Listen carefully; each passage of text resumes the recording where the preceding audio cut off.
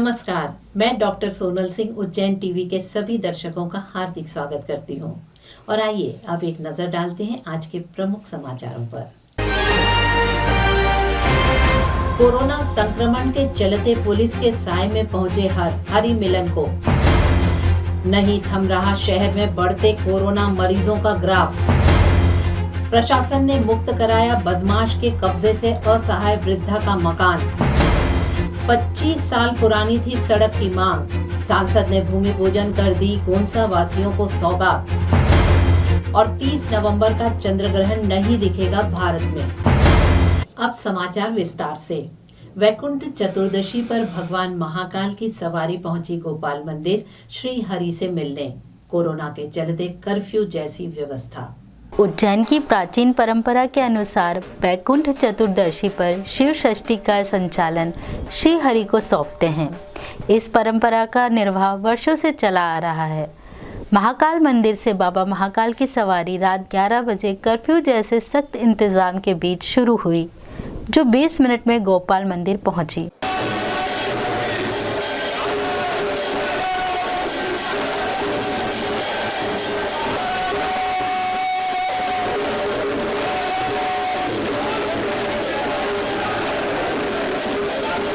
गोपाल मंदिर में हरि और हर मिलन के मंत्र मुग्ध कर देने वाले दृश्य नजर आ रहे थे।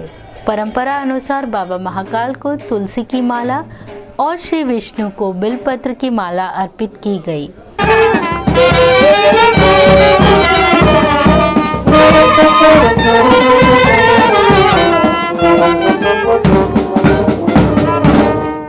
सवारी में मुख्य रूप से कलेक्टर आशीष सिंह, एसपी सत्येंद्र कुमार शुक्ल, मंदिर समिति प्रशासक नरेंद्र सूर्यवंशी, मंदिर पुजारीगण एवं ड्यूटी पर तैनात पुलिसकर्मी ही नजर आए।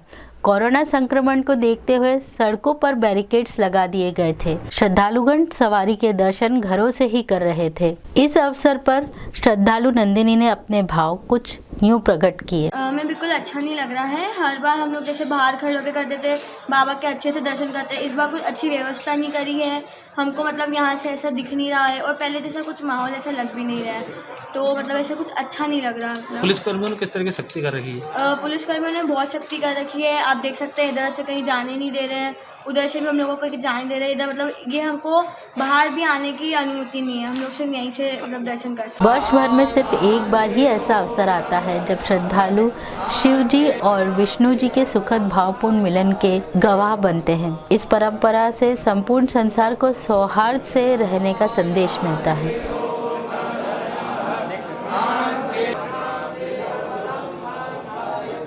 उज्जैन शहर और ग्रामीण क्षेत्रों में 10 दिन में बढ़ गए 224 कोरोना पॉजिटिव मरीज। 5वीं बार अस्पताल भरने लगे। प्रशासन कोरोना गाइडलाइंस का उल्लंघन करने वालों पर कर रहा है कड़ी कार्रवाई।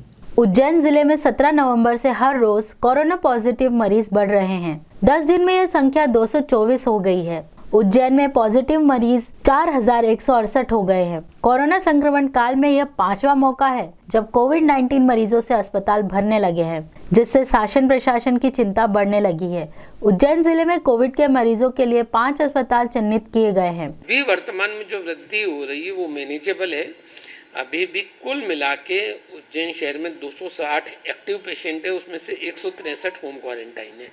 सिर्फ 97 हॉस्पिटलाइज है, उसमें से 97 में से लगभग आधे से ज़्यादा इसमें माधवनगर हॉस्पिटल में एडमिट है, कुछ माधवनगर हॉस्पिटल में अपने ये चरक में एडमिट है और बाकी कुछ अपने खुद की इच्छा से प्राइवेट नर्सिंग होम में भर्ती है। वर्तमान में तो किसी भी हमारी फैसिलिटी में 25% से ज़्यादा, एक बात माधवनगर को छोड़ो, माधवनगर की ऑक्यूपेंसी लगभग 50% है, बाकी हर फैसिलिटी की ऑक्यूपेंसी 25% से ज़्यादा नहीं है। ज्ञात हो कि वाहनों की सघन चेकिंग की जा रही है। वो मास्क न पहनकर कोरोना गाइडलाइन का उल्लंघन करने पर यातायात पुलिस द्वारा कुल 174 लोगों के विरुद्ध चालानी कार्रवाई की गई। कुख्यात बदमाश के कब्जे से प्रशासन ने मुक्त कराया असहाय वृद्धा का मकान। अमूमन देखा गया है कि सीना ताने घूमते बदमाश और खुद को बाहुबली समझने वाले अपराधियों की नजर हमेशा कमजोरों और असहायों की संपत्ति पर होती है। वे इसे गाहे बगाहे हथियाना चाहते हैं। ऐसा ही एक मामला प्रशासन के समक्ष आया, जिसमें कुख्यात बदमाश दिलीप उर्फ अंडा ने LIC ऑफिस के पीछे 87 वर्षीय वृद्धा निर्मला देवी पति शिवाजी राव के मकान पर अप्रैल 2000 में किराए का बहाना बनाकर कब्जा कर लिया और किराया देने तथा मकान खाली करने से मना कर दिया। अत्यंत बुजुर्ग और असहाय वृद्धा निर्मला देवी ने जब शासन प्रशासन से गुहार लगाई, तब माधवनगर पुलिस व नगर निगम की संयुक्त टीम ने वृद्धा को उसके मकान का कब्जा पुनः दिलाया। वो आई थी एक यहाँ पे चपराशन है, उसके साथ आई, घर देख के चली गई और दूसरे दिन फिर आई, किराया दे के चली गई। तो मैंने क्या आधार कार्ड वगैरह दो, तो उन्होंने क्या फिर दे दूँगी, और फिर नहीं दिया मेरे को। वो भी बोलने लग गई तो मैंने मेरे पास आधार कार्ड नहीं, जो करना वो कर लो, आधार कार्ड नहीं दिया और किया मैं मकान नहीं छोड़ूंगी, ये नहीं करूँगी। और फिर मैंने किया, ये लड़के के इनके इसमें आया, मैंने क्या मकान छोड़ो, तो अंडा गई तुम्हारे लड़के का फ़ोन आया, तो मैंने नहीं छोड़ना, जाओ जो करना वो कर लो, धमकाने लग गई। निर्मला देवी जिनके पति स्वर्गीय शिवाजी राव मांडलिक हैं और ये छपनक मार्ग उज्जैन के निवासी हैं। महिला अत्यंत बुजुर्ग असहाय महिला थी, 87 साल की महिला। उसके मकान को दिलीप अंडा पिता मदनलाल मकवाना, ये अपराधी है, शातिर बदमाश है, इसके द्वारा 3 महीने पहले किराए पे लिया गया और किराए पे लेकर जो है उसको खाली नहीं किया जा रहा था, बल्कि अवैध धंधा वहाँ से संचालित कर रहा था, अपनी आपराधिक गतिविधियाँ संचालित कर रहा था।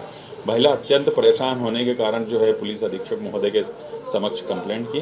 उस आधार पर हमारे द्वारा उसका जो है कब्जा हटाया गया। ग्राम गोंसा वासियों को मिली सड़क की सौगात। पिछले 25 वर्षों से गोंसा के ग्रामीणों को सड़क के मुख्य मार्ग से जोड़ने के लिए काफी प्रयास किए गए। सांसद अनिल फिरोजिया ने आज सड़क मार्ग का पूजन करते हुए कहा कि अब गोंसावासी हाजमपुरा पंचकोशी मार्ग से सीधे जुड़ जाएंगे। सड़क निर्माण होने से ग्रामीण वासियों को आवागमन में काफी सुविधा मिलेगी। 25 सालों से गोंसा के हमारे सभी ग्राम वासियों की मांग थी कि यहाँ पे खेत सड़क योजना लाई जाए, जो बहुत समय से टल रही थी।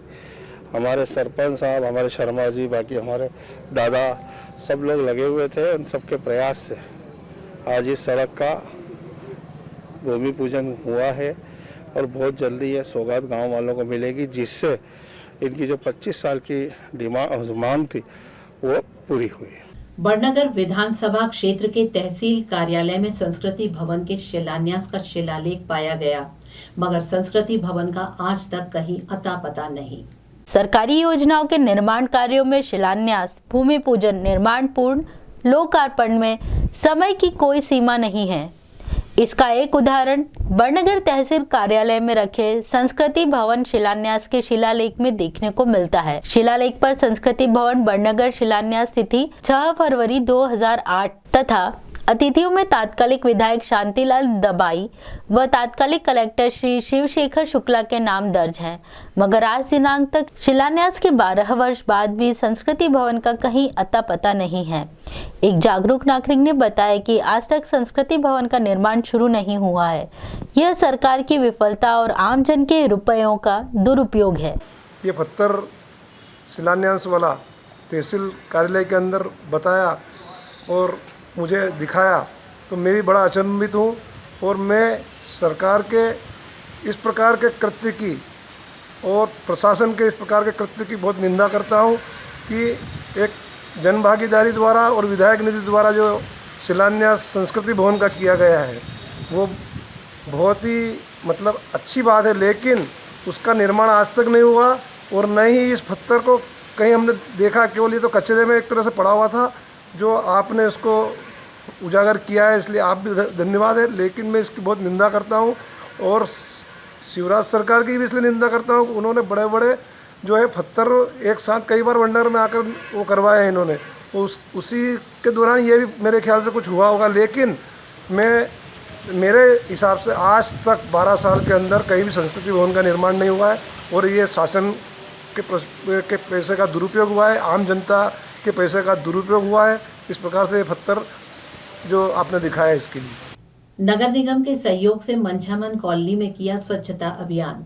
बैकुंठ चतुर्दशी के अवसर पर नगर निगम ने कॉलोनी वासियों के सहयोग से मंछामन गणपति मंदिर में अभियान चलाकर लोगों को स्वास्थ्य के लिए जागरूक रहने का संदेश दिया। हम लोग आपको ये बताना चाहते हैं कि पहले और अब में साफ सफाई में कितना परिवर्तन हो चुका है और वो आप सभी के अथक प्रयासों के कारण ही हुआ।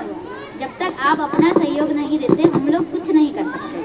मंदिर के पुजारी ने बताया कि इस अवसर पर 501 दीप जलाकर स्वच्छता अभियान को समर्पित कर स्वच्छता का संदेश दिया गया।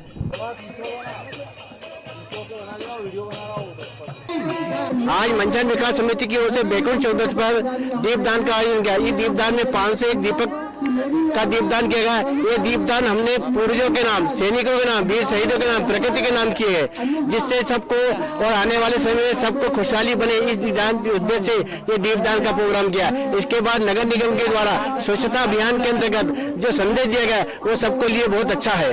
कार्तिक पूर्णिमा के अवसर पर चंद्र ग्रहण भारत में नहीं दिखेगा। कार्तिक पूर्णिमा 30 नवंबर को चंद्र ग्रहण होने जा रहा है, परंतु इसका भारत की धरती पर कोई असर नजर नहीं आएगा। जीवाजीराव वैद्यशाला के अधीक्षक डॉक्टर राजेंद्र प्रकाश गुप्त ने बताया कि 30 नवंबर को प्रतिछाया चंद्र ग्रहण हो रहा है। उन्होंने कहा कि इसका प्रारंभ मध्याह्न 12:59 पर होगा तथा मध्यकाल 3:12 तक रहेगा तथा इसका मोक्ष सायंकाल 5:25 पर रहेगा। 30 तारीख को प्रतिछाया चंद्र ग्रहण होने वाला है। यह भारत में दृश्य नहीं होगा। इसका जो प्रारंभ का समय है वो दोपहर 12:59 से है। मध्य की स्थिति रहेगी दोपहर 3:12 पे और जो मोक्ष की स्थिति रहेगी वो सायं 5:25 पर रहेगी। क्योंकि ये प्रतिछाया चंद्र ग्रहण है तो सामान्य रूप से ज्योतिर्विद वगैरह इसको ग्रहण के रूप में मान्यता नहीं देते हैं, क्योंकि जो चंद्रमा है वो पृथ्वी के वास्तविक छाया वाले भाग में ना आके प्रतिछाया वाले भाग में आता है और इसकी भारत में दृश्यता भी स्थिति नहीं है। क्योंकि ये दोपहर के समय है तो इसलिए भारत में ये दृश्य नहीं होगा। मोटरसाइकिल सवार की ट्रक की चपेट में आने से मौत, जबकि दूसरा गंभीर रूप से घायल। आगरमार्ग पर घटिया में एक दर्दनाक हादसे में मोटरसाइकिल सवार युवक की ट्रक के चपेट में आने से मौके पर ही मृत्यु हो गई और उसका एक साथी गंभीर रूप से घायल हो गया। मृतक माकड़ोन का अर्जुन पिता सुखदेव पाटीदार अपने साथी अभय वर्मा के साथ बाइक से जा रहा था। अचानक संतुलन बिगड़ने से बाइक से गिरकर ट्रक के पहिए की चपेट में आ गया, जिससे उसकी मौके पर ही मृत्यु हो गई, जबकि अभय को गंभीर हालत में जिला चिकित्सालय में भर्ती कराया गया। एक एक्सीडेंट केस लाया गया था यहाँ पे, जो कि बैंक ऑफ इंडिया के सामने हुआ था। तो जो उसको व्यक्ति को लाया गया है वो on the spot he expire हो गए थे और ब्रॉड डेड यहाँ लाया गया था। उनको जिला चिकित्सालय भेजा गया है पीएम के लिए। और आइए अब एक नजर डालते हैं आज के मौसम पर।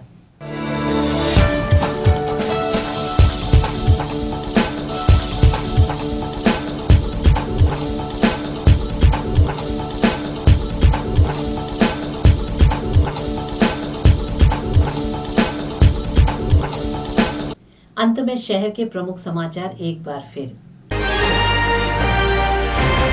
कोरोना संक्रमण के चलते पुलिस के साय में पहुंचे हरि मिलन को। नहीं थम रहा शहर में बढ़ते कोरोना मरीजों का ग्राफ। प्रशासन ने मुक्त कराया बदमाश के कब्जे से असहाय वृद्धा का मकान। 25 साल पुरानी थी सड़क की मांग, सांसद ने भूमि पूजन कर दी गोंसा वासियों को सौगात। और 30 नवंबर का चंद्र ग्रहण नहीं दिखेगा भारत में। तो ये थी शहर की खास खबरें। ताज़ा जानकारी के लिए देखते रहिए उज्जैन टीवी। नमस्कार।